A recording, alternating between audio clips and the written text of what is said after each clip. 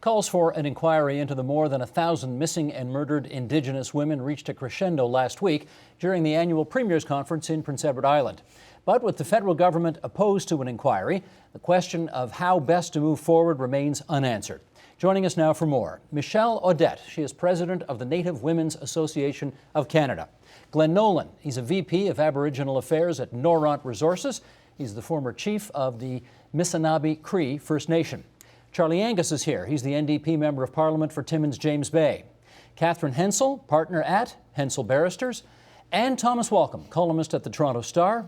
We also want to remind all of you that you can be part of this conversation, so please join our live chat right now at our website, theagenda.tvo.org, or chime in on Twitter using the hashtag AgendaTVO. And with that, I want to first of all just take care of a little housekeeping here.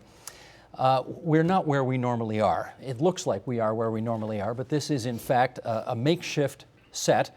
We are halfway across town from where we normally are, so I want to first of all thank our technical crew led by Sheldon Osmond, our director, who've done an incredible job over the past week recreating what we had here.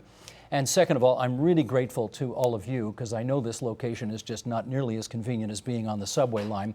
So coming from Cobalt, coming from Quebec, coming from Thunder Bay, I really want to express our gratitude to all of you for making the trip.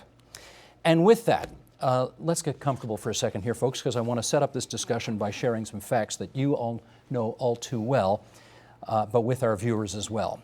In May, the RCMP released a study of the more than 1,000 cases involving Aboriginal women since 1980. The study found Aboriginal women made up 4.3% of the Canadian population, but accounted for 16% of female homicides and 11.3% of missing women. Also in May, the United Nations released a report that called for a, quote, comprehensive nationwide inquiry into the missing and murdered Aboriginal women in Canada. By the end of August, we were hearing a chorus of voices echoing that call, and here are a couple of them. Here's what the Green Party had to say also last month. The violence faced by Aboriginal women and girls in this country is our shared national disgrace, said Green Party leader Elizabeth May. It is not enough to simply say, as Prime Minister Harper has, that Tina Fontaine's murder was a crime. We must confront the racism, poverty, and legacies of colonialism leading up to it. That is why our party, the Greens, has been calling for an inquiry since October 2013. I applaud Canada's premiers and Aboriginal leaders for demanding an inquiry so that our country can at last, move forward in resolving this crisis. And one more, this from Chelsea Vowell, who is a Métis blogger from Alberta. Decades of complete inaction on the supposedly universally known root causes of all this violence by various levels of governments are washed away clean by the claim that if only people would stop calling for an inquiry, real action could be taken. Let's get into this. Catherine, what would you hope to find out from a public inquiry on this issue that we don't already know?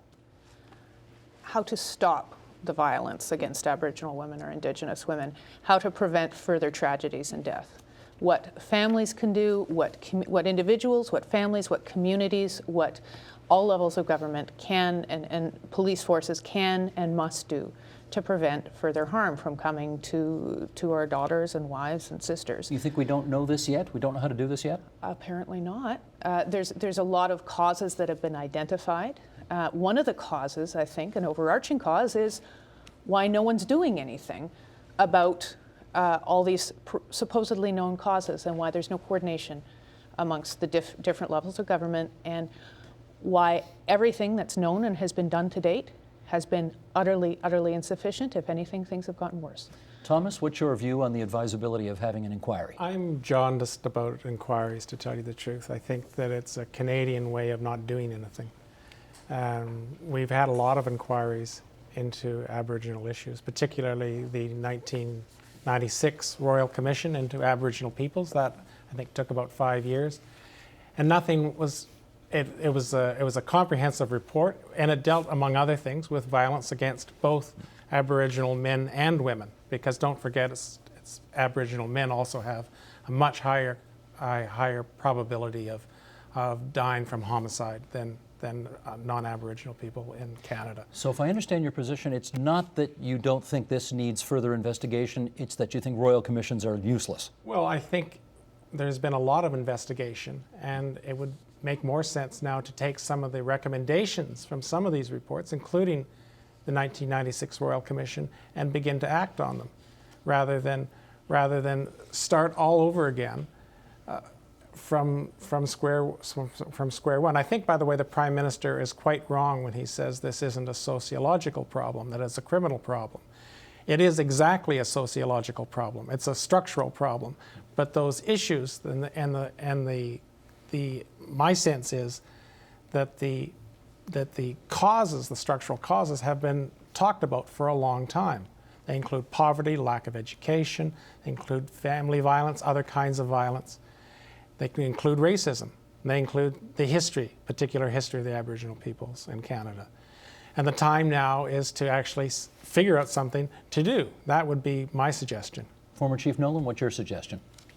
I like the idea of coming up with a plan. I don't necessarily believe that an inquest or an inquiry is going to change anything from what we already know about what's happening. I think what will help a lot is having a plan with some real commitment to financing or resourcing the development or implementation of a plan. And I agree that there's more to the problem than just the violence itself. It's the underlying issues that surround why it is that these people are being subjected to violence. There's many Aboriginal people in Canada that are not subjected to it. And what is the difference? Why is it that a certain group are targeted and subjected to this violence? Do we need an inquiry to find out the answer to that question? I don't think we do. I think I thought at one point that maybe this would be helpful, but in reflection, I think that focusing on a plan, using the information that we have, because we know the causes, that's going to help us determine how we're going to work forward in this and solve this problem. Michelle, you've been on our program before talking about this issue from your home in Quebec. I want to read something that Kathleen Wynne said the other day, the Premier, last month, and then get you to react to that. She said, "I know that this is on the Premier's minds as we gather, and so I have no doubt that there will be a push for Stephen Harper to hold a public inquiry. But I also think that we need to have another conversation. We need to talk about the things that we, premiers, could actually do." What do you think the premiers could do that would be valuable here if the federal government didn't sign on to whatever that exercise were? Well, we have to understand that the inquiry that NWAC is promoting, pushing, and lobbying, it's not the final answer. It's among many answers that we need collectively to advance. And when we approach Harper government, it was no since the day I was elected or nominated. And being a mother, being active, for me, I won't take the no as a final answer. So we proposed a roundtable last year. And having the opportunity a week ago in P.E.I. during the COF meeting, we proposed that to the provincial government, saying, you did support the call last year. We don't want to come back next year and say another renewal and every year, so on and so on. So why don't we create also a dialogue within the province where you can meet with organization, frontline people, police force, and so on. And this would have value. But it's a beginning of something, because we know the relationship with some police force and Aboriginal people, and mostly Aboriginal women, are not perfect. We have example across Canada with the Human Rights Watch report or the OPAL Commission. But we have also to make sure that when we work on something, there's a crisis right now. Every week right now. It used to be every month, but now every week we're losing someone, a young girl. And that's, for me, unacceptable. So provinces, territorial, but also municipalities need to be on board on this. Charlie, public inquiry versus what you've heard here, a roundtable discussion. What's preferable? I think, Steve, the way I'm seeing this, what NWAC's doing and what the Treaty 9 leaders in our region, the Anishinaabe Nation, they want action. You have a government that believes that this is simply not important. This is an issue of moral urgency in our country, when one class of people are considered disposable. Let's cut to the chase. That's how this has happened over these years. You don't think the federal government thinks that the people who are being killed here are disposable? You're not saying that, I think are you? that this government believes there's two kinds of victims. You see it in all their actions. You see it in the way they treated the residential school survivors. There's victims that count and victims who don't. They apologize to the residential school survivors. They apologize to them, and then they suppress documents. They've undermined their hearings. I think we need to deal. We have to say what's out there, is that there are people that when they go missing, it hasn't been considered of the same value. For example, we had two wonderful young women from Kittigan-Zibi, Shannon Alexander and Maisie Ojik, walk out of their house one day. Top-notch students, cadets. They're never found again. Now, when I find out about this is a year later, I see their family putting up posters. If two blonde girls, no offense against blonde girls, but if two white girls went missing, top-notch students, all of North America would have been made aware of it. So there is an issue. We have to deal with it. So in terms of an inquiry or a roundtable, I commend the NWAC and NAN and the other people who are saying, if we had a government that is belligerent and will not do an inquiry, then let's sit down and talk about something. The fact that we have the premiers here, I think this is important. We need the premiers because there are provincial elements to this. This is a very, very complex situation. You are dealing with potentially serial killers in certain parts of the country, the Trail of Tears. You're dealing with the horrific situation with Tina Fontaine and child welfare and the underfunding of child welfare. That has to be unpacked, and that's partly a provincial issue. You have stories that we hear of, the trafficking of women on the Great Lakes. Well, who's followed up on that? And then you have the example, again, of a young woman goes missing. What are the protocols? Where is the sense of urgency that you would have if a non-Aboriginal young woman went missing? So these are all very complex issues. I don't believe it's simply enough to say, well, we can put a plan in place. We need to unpack some of this. But what I'm hearing from Canadian people, they sense this moral urgency. This is a moment of showing leadership. So I think this is where the Prime Minister needs to say, yes, something isn't right in our country. Will spending money on an inquiry deal with that? It will send a signal that the days when this was okay or it could be ignored are over. And I think that that's where we need to go. Are you prepared to sign on to that you think there are two standards of justice in the country, one for white people, one for everybody else? Well, I would back up a little bit on that. I think that there are certain kinds of crimes of violence that capture what we like to call public attention, which means media attention, essentially. And those tend to be crimes against, well, let's say blonde teenagers. People that most people don't expect to disappear, or most people don't expect to be involved in crime. That's the stuff CNN covers, basically. Yeah. That's right. That kind of story. But it goes big. It can happen it can happen in Canada too. If I can give a short example, if I may. Sure, Michelle. Please. Two young girls commit suicide, which is very, very sad. And the Prime Minister will go visit the family during the funerals, then come back to the Hill and say, we have to put in place legislation, program, and services to make sure that we no longer tolerate that kind of bullying. But never pay attention or a visit to any family members who lost a young girl. So for me, it's showing that, whoa, we're thousand of us here in Canada, and two young women, they have that treatment. Do you think he doesn't do that because he fears he might not be welcomed in an Aboriginal community? Well, he doesn't have to pay a visit, but at least change or create legislation, make sure that it won't happen to us also. Okay, Tom, finish your thought. I think that's actually a very good example. And there's an example of, this was an issue, this was the online bullying issue, Yeah, right? exactly. So anything to do with online stuff is hot. It's people, for some reason that I don't fully understand, are interested in it. Anything to do with Twitter, anything to do with Facebook. So online bullying is politically hot. You get political points by dealing with it. And in that sense, I don't think it matters what race you are. They could have been any race and been the victims of online bullying, and the Prime Minister would have visited them. But shall we call it a normal suicide? A suicide in Saskatchewan or Attawapiskat or somewhere like that just happens? No, he's not going to go and visit those families because that's expected. We had That's 90 right. in 1 year But that's- attempts, and they were cutting the funding. Imagine 90 suicide attempts in Oshawa. There would be people coming in from all over. They were actually cutting the funding. So I don't want to keep putting the racial lens in, but when you're dealing with people who are children and young people who are in precarious situations, we have in other parts of the country systems in place. So, for example, with child welfare, there's family intervention. There's programs that work. Poor Tina Fontaine, she's on the streets and found in a garbage bag. That's the problem when you don't have those systems in place. So will an inquiry solve that? No, but it'll draw attention to those failings and then say to the premiers who are now speaking up, okay, Mr. and Madame Premier, what will you do? How will we address this? What will the municipalities do?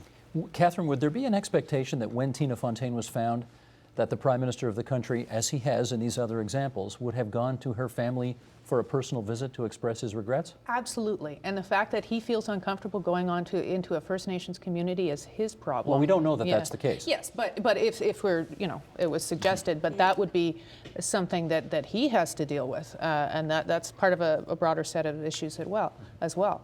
But no message of condolence, as far as I'm aware.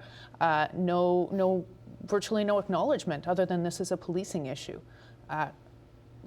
It's been a problem for decades. Yes. So Harper hasn't been in power for decades. He's been in power for the last decade. Were the Liberals any better at this before when they were in power? The Liberals were less arbitrary and harsh in terms of their response to Indigenous people in general in this country, in their policies, in their messaging. They may not have done a better job, but they did call commissions of inquiry, and I have to disagree with Mr. Walcombe. I think, I was Commission Counsel on the Ipperwash inquiry, and I think a tremendous number of the recommendations from that inquiry have been implemented, and I believe it's actually saved lives. And that's a provincial inquiry. And it's had a national impact on policing and the relationship between police and First Nations across the country and governments as well. So provinces can make a difference here. Absolutely, and I would like to see the provinces get together and in the absence of any federal responsibility and accountability and coordinate it. Thomas did mention several minutes ago this Royal Commission into Aboriginal peoples that I think Brian Mulrooney called, was it the late 80s or early 90s? Late 80s, I think he called it. It started in about 1990, I believe. Was okay. The Oka crisis. Yeah. Right. Here's a few of the recommendations that came out of it. We'll just pull some of these highlights out and then discuss this. What Aboriginal people need is straightforward, if not simple, says this graphic, control over their lives in place of well-meaning but ruinous paternalism of past Canadian governments, lands, resources, and self-chosen governments with which to reconstruct social, economic, and political order, time, space, and respect from Canada to heal their spirits and revitalize their cultures. All of that coming out of this report, which came out in 1996. And Glenn, I mean, among the many questions that it raises is, Indigenous people, if I understand this, want to be seen as an equal nation to Canada in their negotiations with Canada. They want to have, quote unquote, nation-to-nation negotiations. Is that an impediment to getting things done?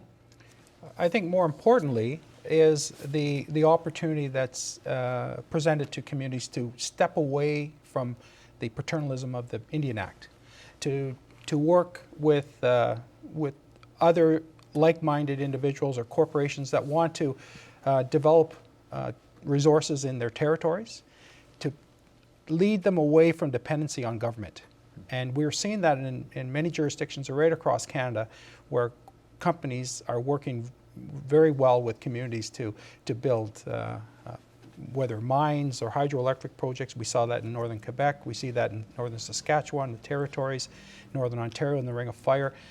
We're seeing that communities really want to take a step forward and participate in the economy, the local economy. It's not the only opportunities, but it's a piece of a larger puzzle that will lead to more active jobs, more meaningful jobs, better pay, and maybe distraction from those issues of poverty that are faced with communities right now, because there isn't sufficient funding coming from government. So let me get follow-up from Michelle on this. Do you think the need to be seen to be partaking in nation-to-nation talks or negotiations is an impediment to progress here?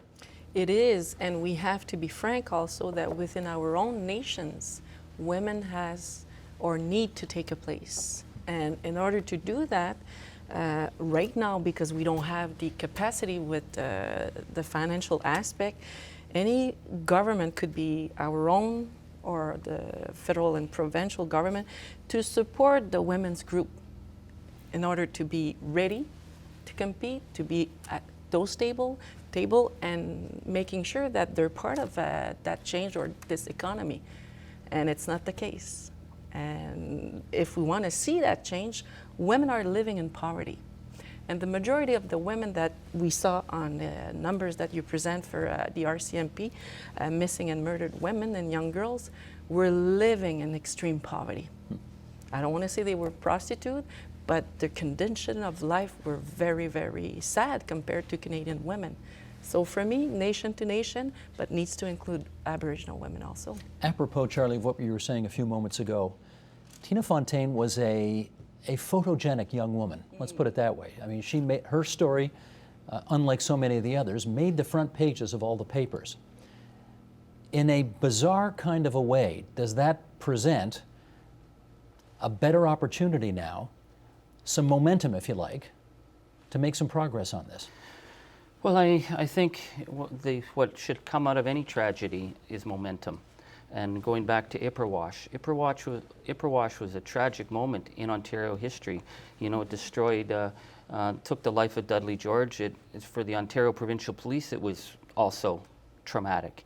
Out of that came recommendations that changed things. And I will say in the 14 years that I've been involved in dealing with frontline issues in Aboriginal communities and with police, the transformation in police culture out of that has been extraordinary. The OPP, and you see with Idle No More, how the OPP and RCMP handled it.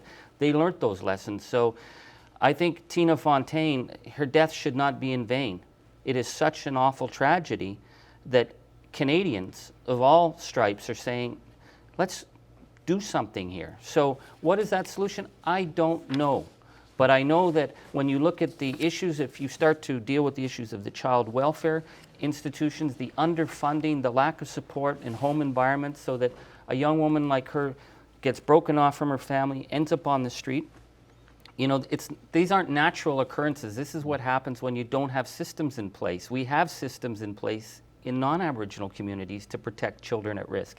It's not the same situation. So let's not make her the poster child for this, but let's say there is a moment, and if it's not her, as this whole new campaign, who will be next? Well, there is momentum coming here, and it is going to happen, that this inquiry will come. I can tell, Catherine, the way Charlie said it, the notion of a poster girl is a tough way to put it, but often that's how you get change, when somebody captures the imagination of the public. Is this one of those moments, potentially? It is. It was partly because of Tina's appeal, which leaps off the page, and I don't think it goes beyond physical.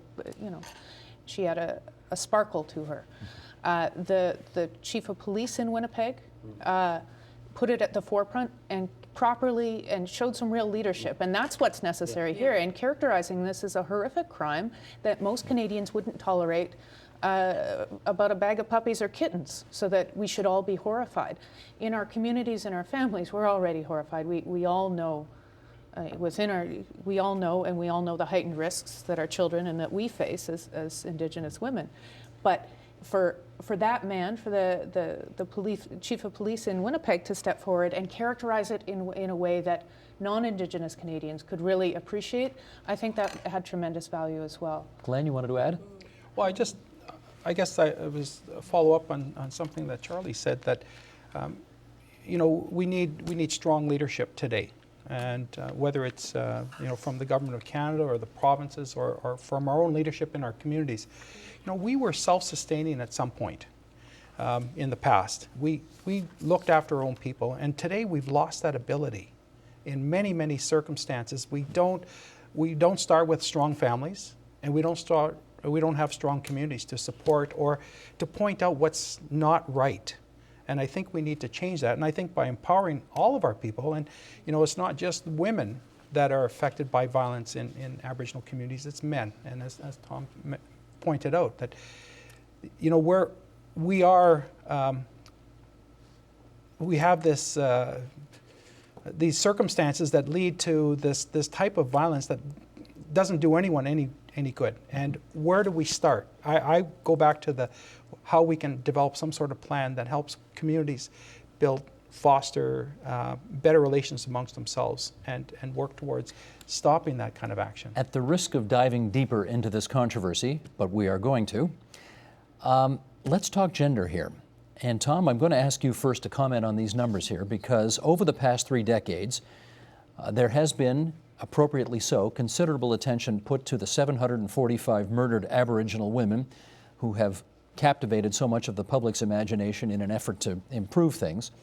But during that time, there have also been 1,750 murdered Aboriginal men. Tom, question, are we wrong to focus on the female side of the story in the way that we have, at the expense potentially, of a more serious problem on the male side of the question? 2 points, I guess. One is that violence against women generally is recognized as a problem everywhere. It's not just Aboriginal women who are the victims of violence, it's women all over. And that's even the United Nations recognizes this. So in one sense, violence against women generally is a serious problem.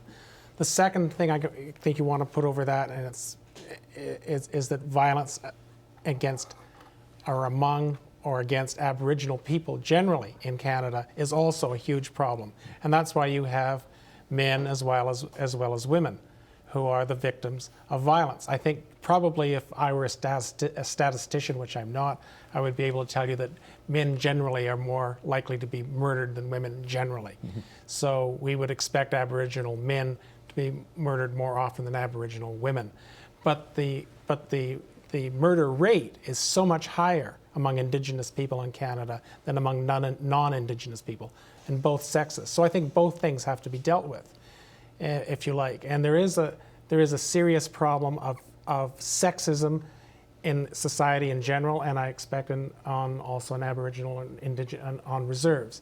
So that has to be dealt with. But there's also the overall problem of violence, and what are the causes of that? Well, there are all kinds of causes. A lot of it has to do with, and that's Glenn's point, I think, it has to do with family relations, with breakdown, social breakdown. They are sociological reasons. Catherine, how about it?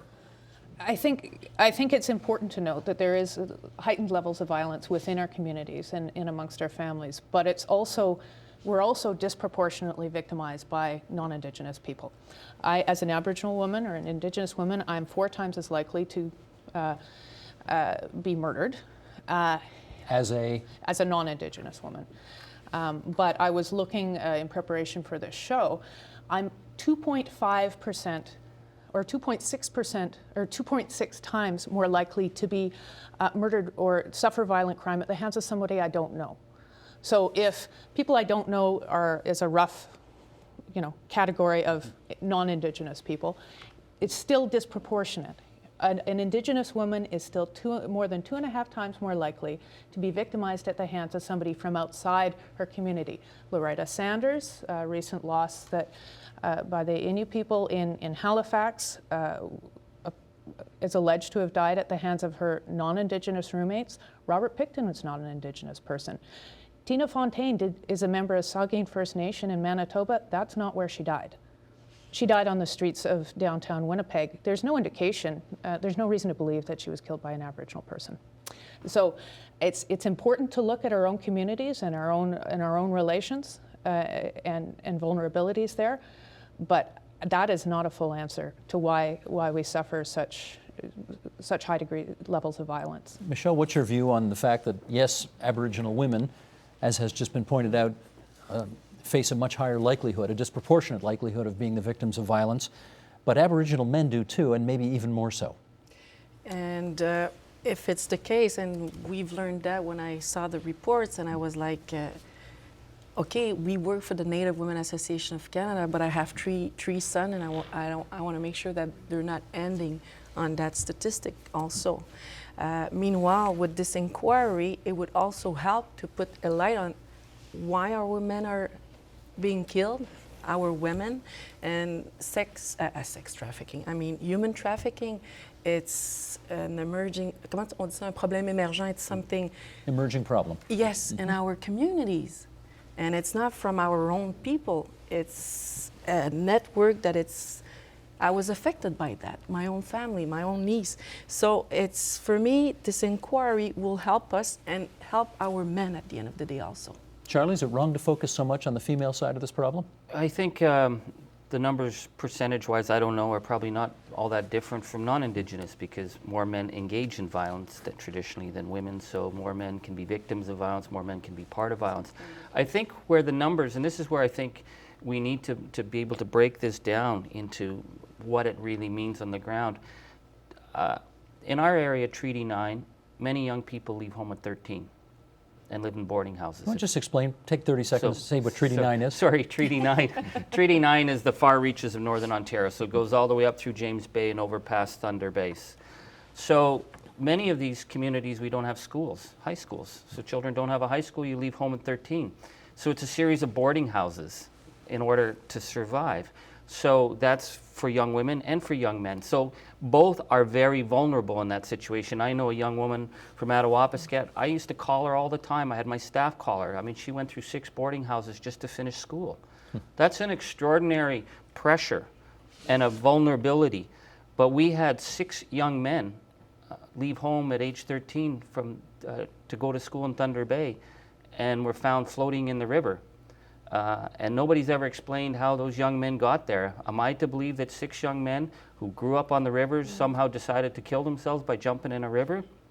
Nobody ever got to the bottom of that. Left those families. This is the first time they ever left home, and they died. So is that gender-based? No, but it's the vulnerability. So the vulnerability of violence against young people, against a certain class of people, that's what we need to address. So in this case, it was 6 young men who, for whatever reason, over 10 years, all died under the exact same circumstances with no explanation.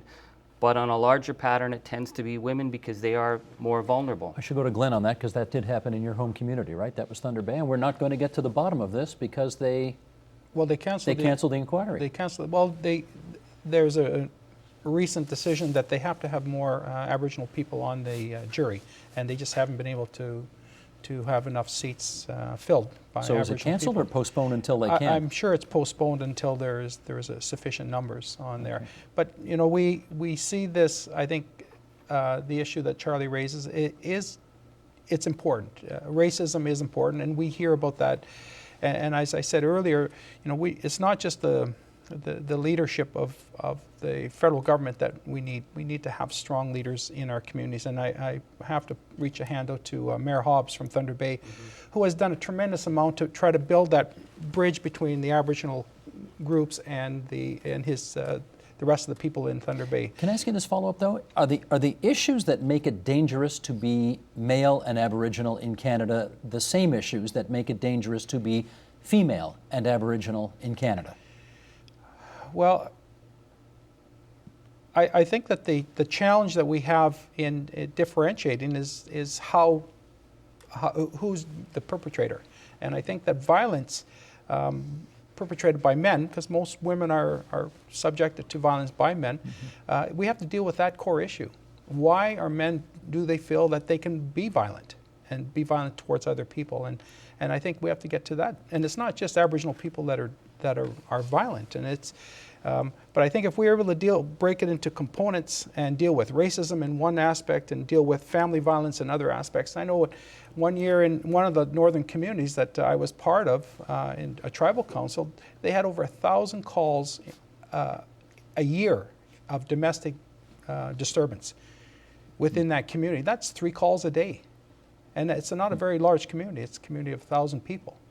And that's tremendous. We got to stop that. So it sounds like that, Catherine, whether the victim is male or female, the perpetrator overwhelmingly is male. Yes. So does the focus need to be there?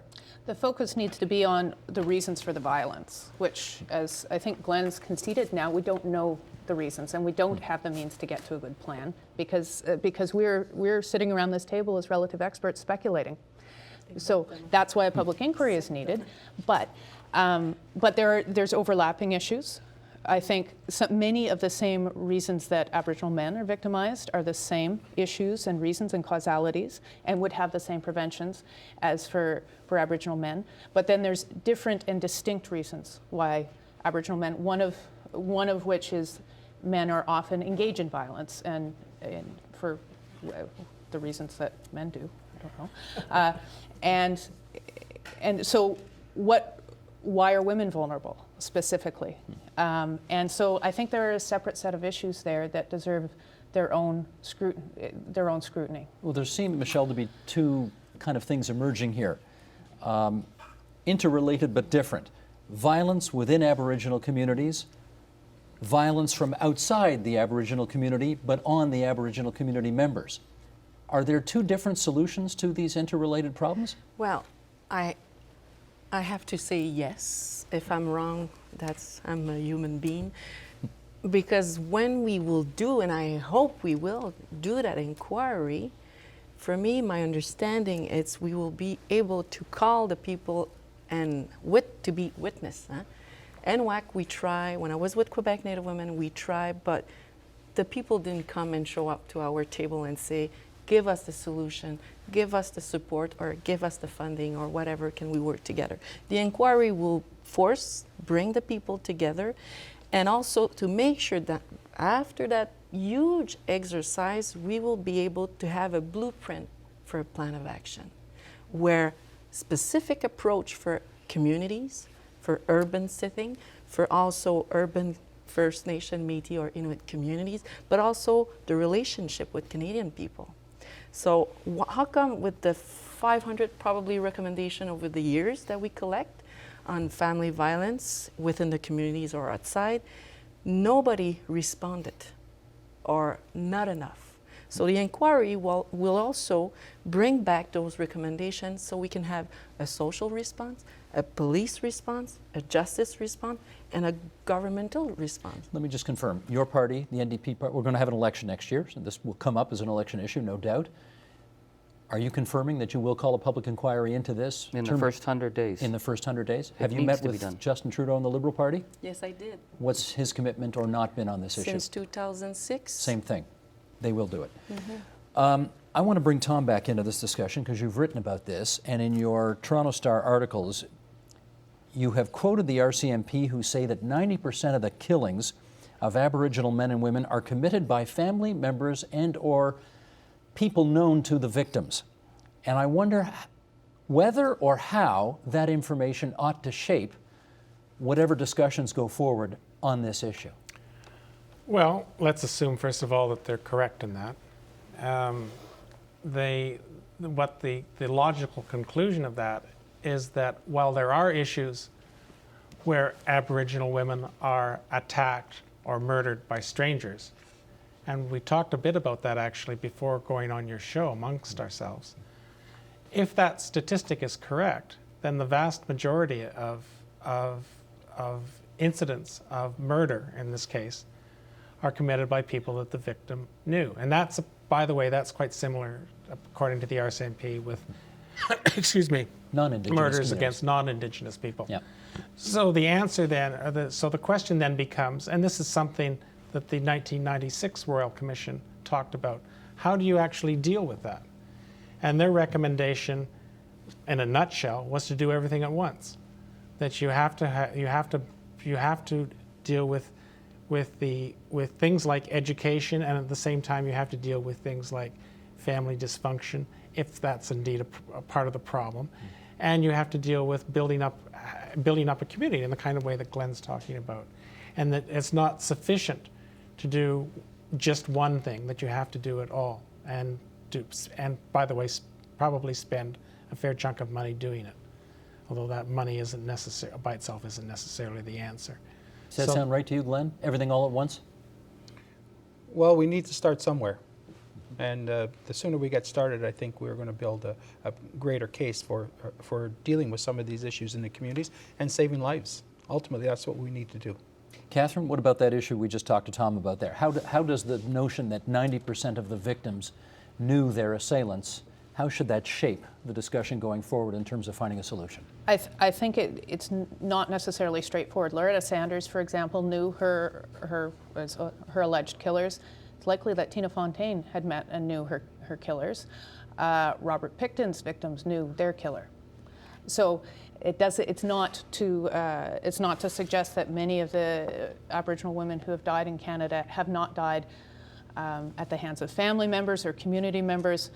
But I think that 90%, if indeed it's correct, doesn't point to obvious solutions or ones that are confined to working exclusively with Indigenous communities. You say if indeed it's correct. Do you have reason to believe it isn't correct?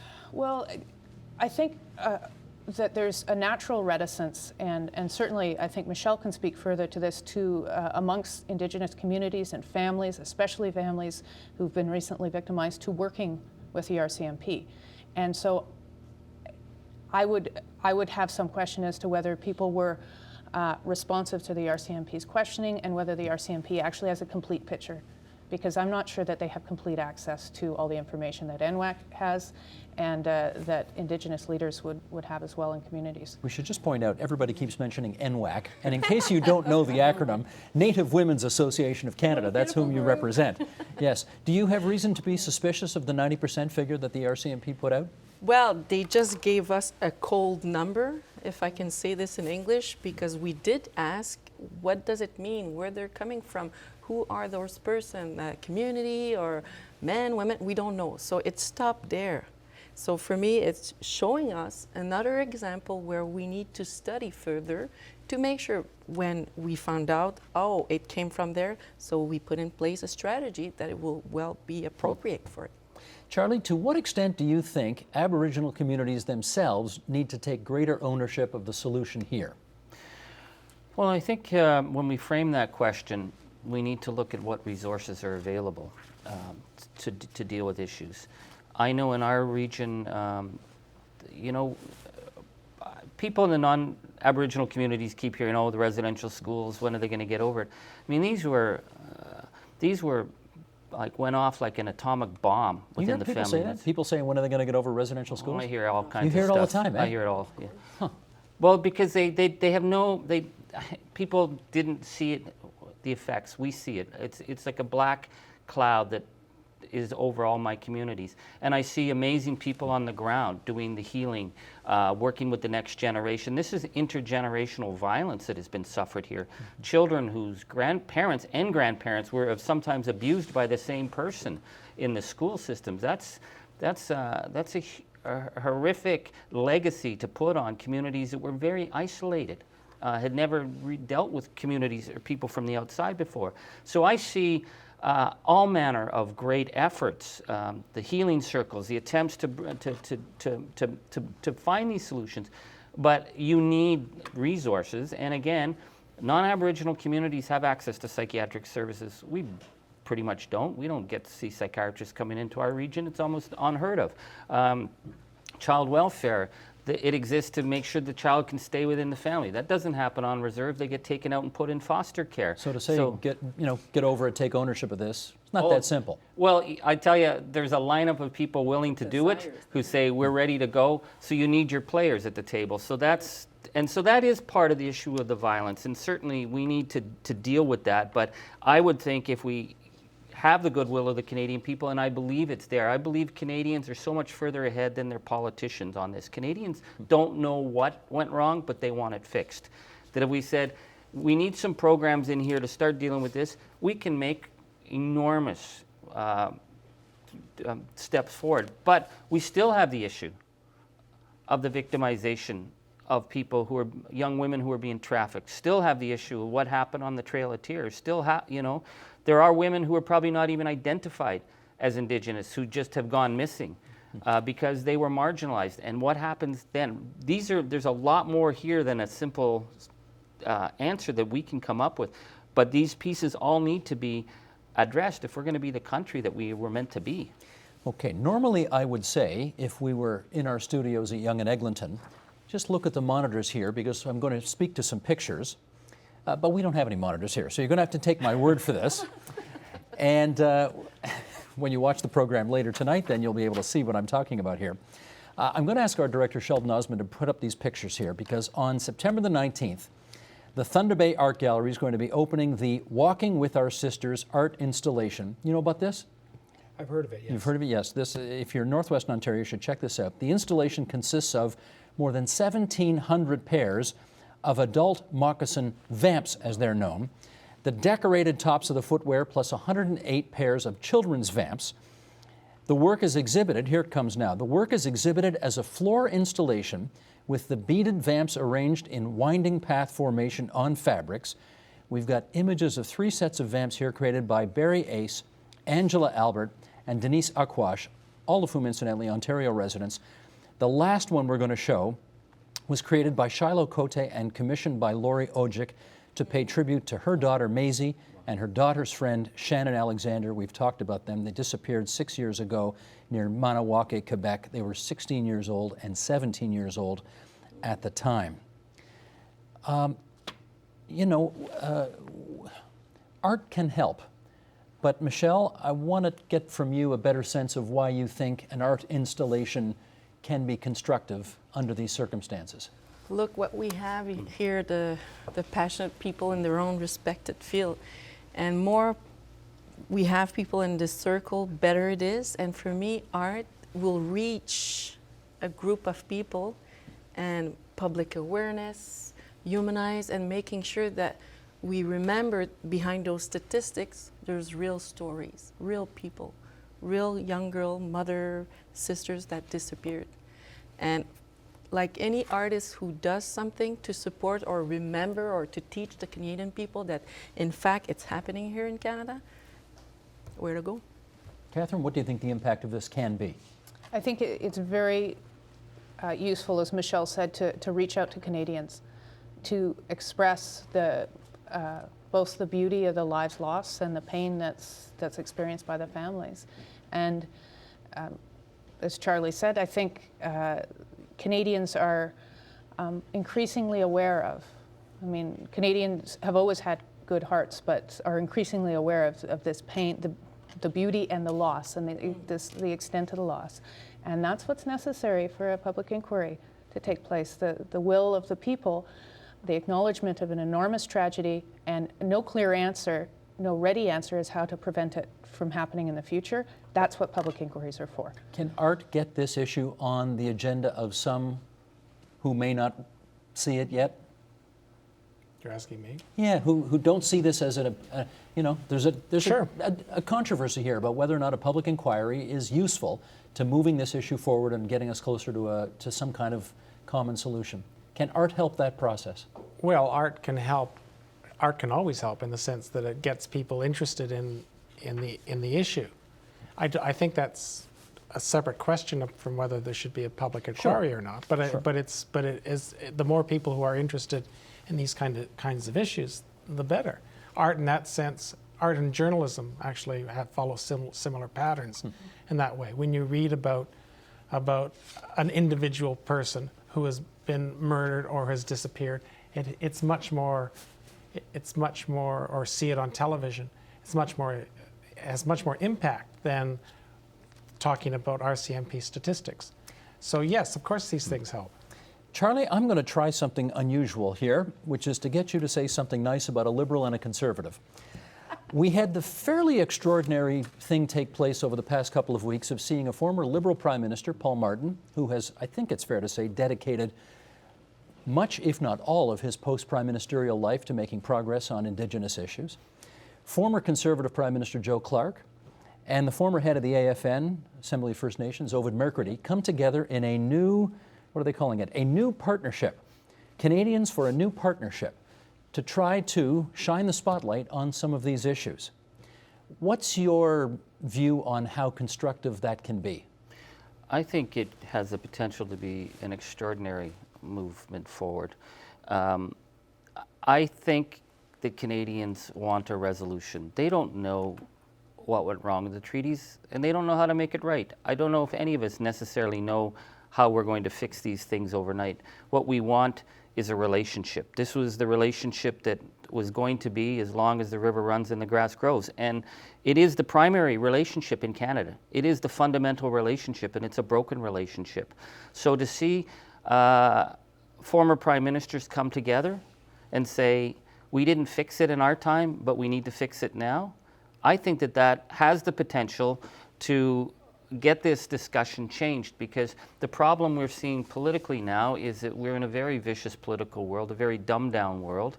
And so one says yes, the other says no. I think the Prime Minister has unfortunately boxed himself in and is not seeing the leadership role that maybe former Prime Minister Martin, Mr. Mercredi, Joe Clark, and others. I see, great Canadian artists and writers who will be speaking up as well, because there is a vacuum. There is a need for reconciliation, and this really, at the end of the day, needs to be about healing. This is something that affects all of us, whether we realize it or not. They could play that role. So I mean, from a political perspective, I would be wary if they're getting involved in negotiations on that really need to be negotiations, for example, and land resources, and that is nation-to-nation government.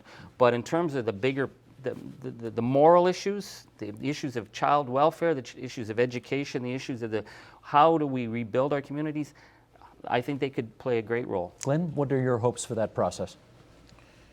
Well, I think that the example of the Walking with Our Sisters and this new organization is building more awareness, and I think information is power, and if we need to empower the Canadian citizens to have a better picture of the issues, then that's the step we need to do. And I think that both of those concepts will bring more information to the Canadian public. Tom, you think that can make a difference? Sure. I mean, it can't hurt. Who can tell whether this will do anything or whether it'll just be a flash in the pan? But Paul Martin, Joe Clark, Sheila Fraser, Ovid Mercredi, they're serious people. So I expect that they will continue to try to do this. And anything that can keep attention focused on these issues is good. In Canada, I guess we like to have elites do it, and these are elites, but if it works, it'll work. They are elites, but Michelle, at the same time, you can see cynics saying, sure, two ex-prime ministers who were not particularly successful, you want to put them at the head of this effort? What good is that going to do? One of them tried with the Kelowna Accord. That was Martin. Yes, Paul Martin. But let's say, when I saw that on the news, right away I was asked by media, what do you think? Is it negative? I said, my God, let's give them a chance and let's be part of that chance, because we have artists, former politicians, and so on. So I think it's giving us a good start. For me, I was happy. A good start. But we need that. We need to work together. We're neighbor. How come we cannot be in a living mode? We're always on a survival mode, us Aboriginal people, and that's enough. Catherine, let me give you the last word on this new partnership and what your hopes for it are. I think it's potentially tremendously valuable. A lot of it depends on the people of Canada, because these elder statesmen and women, and some younger people, Chelsea Vowell's on the partnership, and some others, they can talk and do and lead and fill the void that's left by a lack of responsible majority government in this country.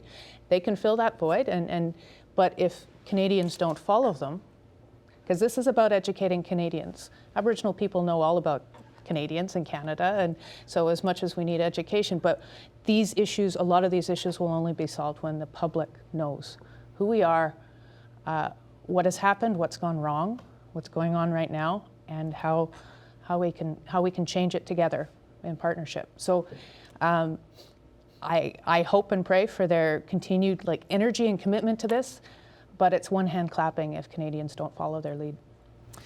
I want to thank all five of you for coming in tonight and helping us. Merci beaucoup, madame. À la prochaine à Québec. Thank you for coming to our makeshift studio here, 20 minutes away from our normal studio, to be with us for a very important discussion on a most important topic. Appreciate it, everybody. Thank you very much. Support Ontario's public television. Donate at tvo.org.